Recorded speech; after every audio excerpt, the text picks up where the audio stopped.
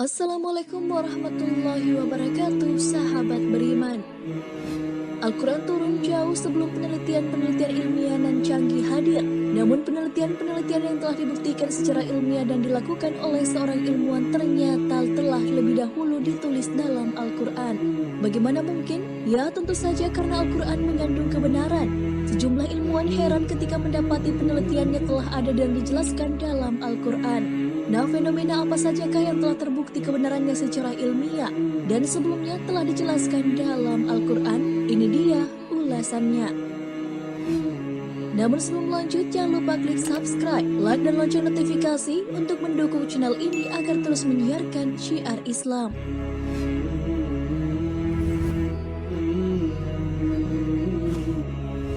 Fenomena bertemunya dua lautan. Ada pertemuan dua lautan antara Samudra Atlantik dan Mediterania. Namun kedua aliran air dari keduanya tidak bercampur satu sama lain. Jacques Yves Cousteau merupakan seorang oceanographer yang berkebangsaan Prancis menemukan pertemuan dua lautan tersebut.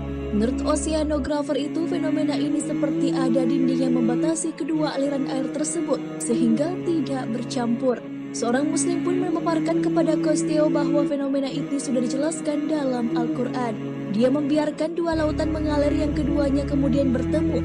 Antara keduanya ada batas yang tidak dilampaui masing-masing. Quran Surah Ar-Rahman ayat 19 hingga 20. Fenomena ini pun juga ada dalam surah lain. Dan dialah Allah yang membiarkan dua laut mengalir berdampingan. Yang satu tawar dan segar, yang lainnya asin. Dia jadikan antara keduanya dinding dan batas yang tidak tembus. Quran Surah Al-Furqan ayat 53. Masya Allah, maha benar Allah dengan segala firman-Nya. Api di dasar lautan. Api di dasar lautan ini ditemukan oleh ahli geologi Rusia yaitu Anatoly Zbagovic dan Yuri Bogdanov, dan ilmuwan yang berasal dari Amerika Serikat Ronald Klein. Mereka menemukannya ketika meneliti mengenai kerak bumi dan patahannya di dasar lautan di lepas pantai Miami. Fenomena ini mirip seperti lava cair yang mengalir dan disertai abu vulkanik, seperti gunung berapi di daratan yang memiliki suhu sampai 231 derajat Celcius. Tentu ini suhu yang sangat panas, tapi tahukah kamu bahwa suhu ini tidak cukup untuk memanaskan semua air yang ada di atasnya? Begitu juga dengan semua air yang berada di atasnya, tidak mampu memadamkan api panas tersebut yang sangat luar biasa. Kejadian ini sebenarnya telah tertulis dalam Al-Quran, demi Bukit Sinai dan kitab yang tertulis pada lembaran yang terbuka, dan demi Baitul Makmur atau Ka'bah, dan demi langit yang ditinggikan, dan demi laut yang di dasarnya ada api. Quran Surah At-Tur ayat 1 hingga 6. Penciptaan berpasang-pasangan. Seorang ilmuwan asal Inggris bernama Paul Dirac mengungkapkan hasil penelitiannya bahwa materi diciptakan secara berpasang-pasangan. Penemuan tersebut dinamai dengan Parit. Penemuan ini menyebutkan bahwa seluruh benda yang ada di alam semesta ini, bahkan sampai partikel terkecil, juga memiliki pasangan. Berkat penemuan ini, pada tahun 1933, ia mendapat Nobel di bidang fisika. Penciptaan sesuatu secara berpasang-pasangan telah dijelaskan dalam Al-Quran sebelum penelitian ini dilakukan. Hal itu sesuai dengan firman Allah Subhanahu wa Ta'ala, dan segala sesuatu kami ciptakan berpasang-pasangan supaya kamu mengingat kebesaran Allah. Quran Surah Az-Zariyat ayat 49. Kandungan ayat ini mengungkapkan bahwa yang berpasang-pasangan bukanlah manusia saja, tetapi juga seluruh makhluk. Hewan ada yang jantan dan ada yang betina. Bahkan sampai tumbuhan pun ada pasangannya. Ada jantan dan betina layaknya hewan. Hal itu telah diungkapkan oleh ilmuwan botani modern. Terkait tumbuhan yang berpasang-pasangan juga sudah tertuang dalam Al-Quran sejak diturunkannya Al-Quran 14 abad lalu. Dan dia menurunkan dari langit air. Maka kami keluarkan dengannya berpasang-pasangan dari tumbuh-tumbuhan yang beraneka ragam, warna dan juga rasa. Quran Surah Toha ayat 53. Jenis kelamin bayi. Hasil penelitian pada abad ke-20 dalam ilmuwan genetika memaparkan bahwa penentuan jenis kelamin bayi itu ditentukan oleh sperma pria. Dalam sperma tersebut terdapat dua kromosom, yaitu kromosom X yang isinya berupa sifat-sifat kewanitaan dan kromosom Y yang isinya sifat-sifat kelaki-lakian. Dalam sel telur wanita hanya mengandung kromosom X saja. Jadi jenis kelamin bayi ditentukan oleh sperma yang membuahi dan mengandung kromosom X dan Y. Sebelum penemuan tersebut, orang-orang mengira bahwa jenis kelamin berasal dari wanita. Terkait jenis kelamin bayi sudah dijelaskan dalam Al-Quran jauh sebelum penelitian tersebut dilakukan. Dialah yang menciptakan berpasang-pasangan pria dan wanita dari air mani apabila dipancarkan. Quran Surah An-Najm ayat 45 hingga 46.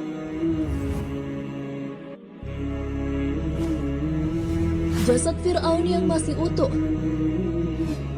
Presiden Prancis menawarkan bantuan kepada kerajaan Mesir pada tahun 1975 untuk mempelajari, meneliti dan menganalisis mumi Fir'aun atau Ramses II yang amat terkenal. Fir'aun yang dimaksud di sini adalah Fir'aun yang hidup pada zaman Nabi Musa alaihissalam. Fir'aun tersebut tenggelam di Laut Merah ketika mengejar Nabi Musa alaihissalam. Penelitian yang dipimpin oleh Profesor Dr. Maurice Bosaili berhasil mengungkap bahwa terdapat sisa-sisa garam yang masih melekat pada jasad tersebut. Hal ini telah dijelaskan dalam Al-Quran sebelum penelitian ini dilakukan. Maka hari ini kami biarkan engkau, hai Fir'aun, terlepas dari badanmu yang tidak bernyawa di telan laut, untuk menjadi tanda bagi orang-orang setelahmu, supaya mereka mengambil pelajaran. Dan ingatlah sesungguhnya kebanyakan manusia lengah terhadap tanda-tanda kekuasaan kami. Dasar laut. Kedalaman air laut yang kira-kira 200 meter hampir tidak ditemukan cahaya. Bahkan dengan kedalaman 1 km atau lebih, dipastikan bahwa cahaya tidak ada yang bisa tembus ke dalam. Hal ini diketahui setelah dilakukan penelitian dengan menggunakan alat modern yang bisa menyelam ke dalam paling jauh di dalam samudra. Hal ini telah dijelaskan dalam Al-Quran sebagaimana firman-Nya, atau seperti gelap gulita di lautan yang dalam, yang diliputi oleh ombak, yang di atasnya ombak pula, di atasnya lagi awan. Gelap gulita yang bertindih-tindih. Apabila dia mengeluarkan tangannya, tiadalah dia dapat melihatnya. Dan barang siapa yang tiada diberi cahaya petunjuk oleh Allah, tiadalah dia mempunyai sedikit pun. Quran Surah An-Nur ayat 40. Sahabat beriman, adanya beberapa penelitian yang ternyata sebelumnya telah tertulis dalam Al-Quran membuat kita semakin yakin bahwa Al-Quran adalah sebenar-benarnya kitab suci yang isinya adalah wahyu Allah. Siklus air. Sahabat beriman, ketika kamu bersekolah pasti belajar IPA. Dalam pelajaran IPA tersebut, proses terjadinya hujan terjadi melalui beberapa tahapan. Air yang ada di permukaan bumi, baik itu di lautan, sungai maupun di kolam, akan menjadi uap ketika terkena sinar matahari. Uap inilah yang akan naik ke udara dan kemudian menggumpal dan membentuk awan. Awan ini pun bisa dibawa kemana saja oleh angin, sesuai kehendak Allah Subhanahu wa Ta'ala. Jika kandungan air dalam awan tersebut sudah jenuh, hujan pun turun dan nantinya air itu akan kembali lagi ke lautan.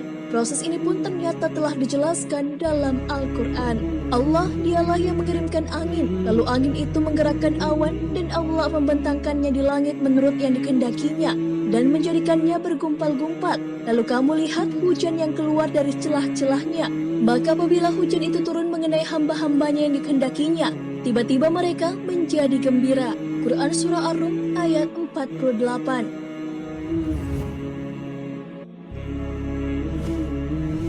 Tumbuhan bertasbih. Majalah sains terkenal bernama Journal of Plant Molecular Biology mengungkapkan hasil penelitian tentang suara ultrasonik yang berasal dari tumbuhan. Penelitian dilakukan oleh tim ilmuwan yang berasal dari Amerika Serikat.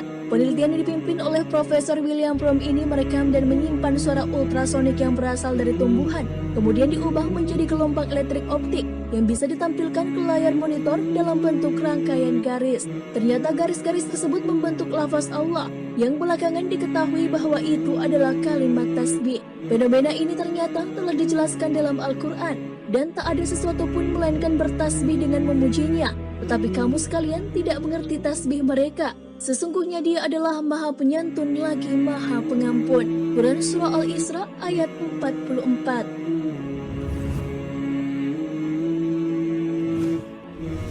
Ciri khas setiap manusia adalah sidik jari. Salah satu bagian tubuh manusia yang bisa digunakan untuk dijadikan sebagai acuan identifikasi adalah sidik jari, karena sidik jari manusia adalah ciri khas setiap orang. Bahkan sidik jari menjadi metode yang digunakan dalam penyelidikan. Rupanya hal tersebut dijelaskan dalam sebuah buku berjudul Miracle of Al-Quran dan As-Sunnah. Setelah penelitian tentang sidik jari pada tahun 1880 yang dilakukan oleh Sir Francis Galton, dilansir dari Occasion.com, hal inilah yang menjadi salah satu alasan polisi menggunakan sidik jari dalam mengidentifikasi pelaku kejahatan. Sidik jari orang yang satu dengan orang lain tentunya berbeda, sehingga menjadi alasan untuk digunakan mengenali pelaku tindak kejahatan. Perihal sidik jari telah dijelaskan dalam Al-Quran. Apakah manusia mengira bahwa kami tidak akan mengumpulkan kembali tulang belulangnya? Bahkan kami mampu menyusun kembali jari jemarinya dengan sempurna. Quran Surah Al-Qiyamah ayat 3 hingga 4. Sidik jari sebagai ciri khas dari setiap orang menjadi alasan digunakannya sidik jari sebagai kartu identitas yang juga digunakan di seluruh dunia. Selain itu, sidik jari juga digunakan pada smartphone sebagai sistem keamanan karena sidik jari dinilai mampu menjaga keamanan data dalam perangkat teknologi.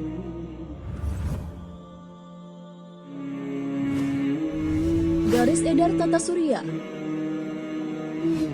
Ahli astronomi mengungkapkan bahwa matahari bergerak dengan kecepatan hingga 720.000 km per jam ke arah bintang Vega pada solar apex yang merupakan nama sebuah garis edar.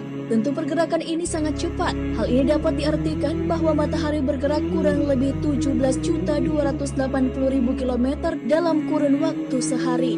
Tak hanya matahari, semua planet, satelit dalam sistem gravitasi matahari juga menempuh jarak yang sama. Bahkan semua bintang pun. Fenomena tata surya dan garis edar telah dijelaskan dalam Al-Quran, dan matahari berjalan di tempat peredarannya. Demikianlah ketetapan yang maha perkasa lagi maha mengetahui. Telah kami tetapkan manzilah, sehingga setelah dia sampai ke manzilah yang terakhir, kembalilah dia sebagai bentuk tandan yang tua. Tidaklah mungkin bagi matahari mendapatkan bulan, dan malam pun tidak dapat mendahului siang, dan masing-masing berada pada garis edarnya. Quran Surah Yasin ayat 38 hingga 40. Sahabat beriman, itulah 10 kebenaran Al-Quran yang juga telah dibuktikan oleh penelitian ilmiah. Para ilmuwan pun takjub dengan fenomena Al-Quran yang akhirnya terbukti dengan penelitian ilmiah. Padahal ketika Al-Quran diturunkan, belum ada alat-alat yang canggih yang bisa digunakan untuk penelitian. Jadi setelah menonton video ini, tidak ada lagi keraguan di dalam Al-Quran dan memang